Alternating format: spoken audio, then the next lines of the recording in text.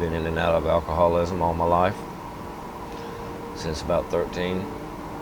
I think I just got tired of going in and out.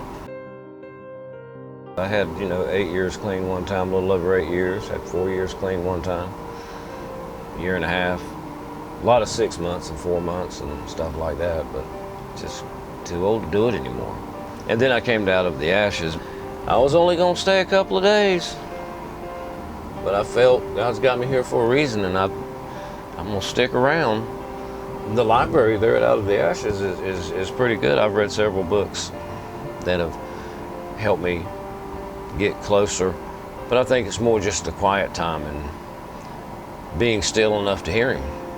I started reading more and praying more and being around people that did on a regular basis instead of when I was just at church. And it got me back in the rooms of AA. It got me back around sober people that are working to be more spiritually in tune and hearing God. It was just a good fit for me. I was already a Christian.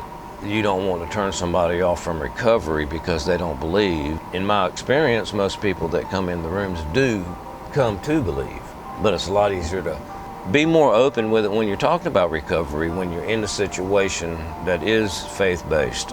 So it makes it a whole lot easier to speak about and a whole lot easier to open up about. So it was a good fit for me all around. I get a whole lot from talking with the guys my age because, of course, we relate more to the times. The drug scene now is completely different. It's a whole lot more volatile than it was. Hearing their story helps me, and helping them helps me, and I just pray and hope it helps them. Everybody has their own story, but there's so many little threads that run through our story. Being born with one hand, I strive to fit in. I felt so different than everybody else and when I started drinking, I did fit in my own mind. Don't know if I fit in theirs. And everybody I talk to, if it's something that hurt them in the past, or if it's something like me having to ask God to forgive me and having to forgive God, not that He needed me to forgive Him, but He knew I needed to forgive Him so I could move past it. But if we see what the real problems are and get close to the one that made us, our Creator, the one that died for us, then we can move forward.